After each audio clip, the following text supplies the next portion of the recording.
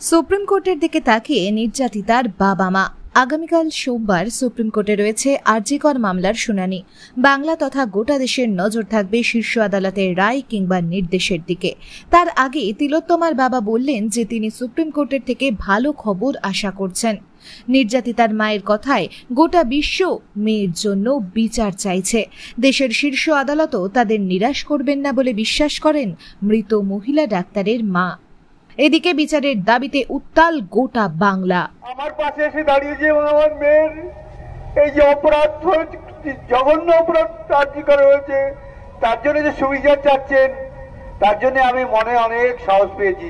আজকে আমার মনের অনেক প্রশ্ন লোকের মাঝে বলতে সাহস পাচ্ছি।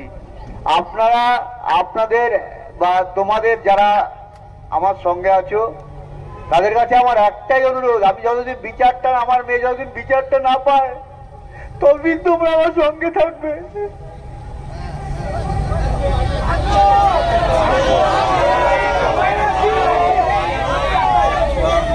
এখন যা পরিস্থিতি আমি দেখতে পাচ্ছি, বিচার আমরা অত সহজে পাবো না। বিচার হয়তো আমাদের ছিনিয়ে আনতে হবে এবং সবার সহযোগিতা ছাড়া এটা সম্ভব নয়। আশা করি সবাই আমাকে সহযোগিতা করবে এবং আশ্বাস দিচ্ছেন, সেই জন্যই আমি মনের জোর পাচ্ছি এবং আজকে সব কথা বলার সাহসও পাচ্ছি। এই জন্য সবাইকে ধন্যবাদ দিয়ে ছোট করব না। আমার মেয়ে চলে গেছে, আজকে খুবই শোকাহত। সত্যি একটা কথা বলতে গেলে মেয়ের সম্বন্ধে খুবই কষ্ট হচ্ছে। অনেক কষ্ট করে মেয়েটা আজকে এখানে এসেছিল এবং আমরাও এখানে মেয়েটাকে তো নিয়ে আসার জন্য যেটুকু পারি চেষ্টা করেছিলাম, কিন্তু একটা রাত্রে আর.জি. করে দুষ্কৃতীরা আমার মেয়েটার জীবনটা নষ্ট করে দিয়ে আমাদের ফ্যামিলিটা, পুরো পরিবারটাকে শেষ করে দিয়েছে। আজকে আপনারা পাশে দাঁড়িয়েছেন বলে একটা মনের শান্তি যে জাস্টিস আমরা পাবোই হয়তো। আমি আর কিছু বলতে চাইছি না। বলবে তুমি কিছু?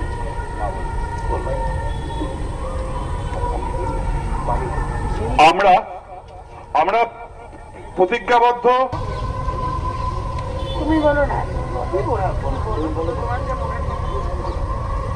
আমি কি বলবো, আমি ভাষাই হারিয়ে ফেলেছি। আমার মেয়েটা ছোট থাকতেই, মানে খুব ছোট যখন, তখন থেকেই ওর ডাক্তার হওয়ার স্বপ্ন ছিল যে আমি ডাক্তার হব মা, অনেক লোকের সেবা করব।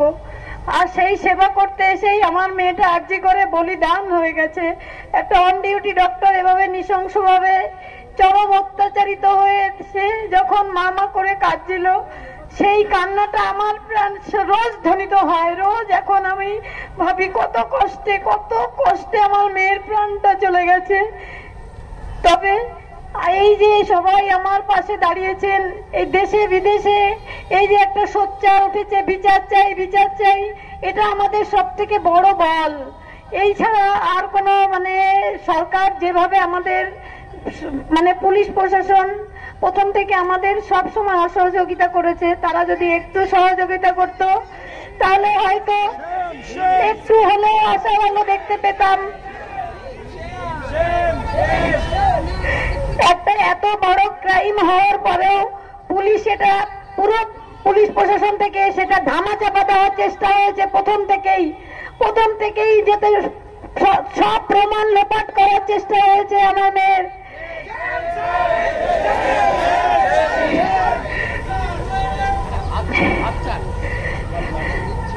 সবাইকে আরেকবার ধন্যবাদ জানিয়ে আমি এটাই বলবো যে যতদিন আমার মেয়ের বিচার না পাই আপনারা এভাবেই আমার পাশে থাকবেন এবং সবাইকে আরেকবার ধন্যবাদ জানাচ্ছি।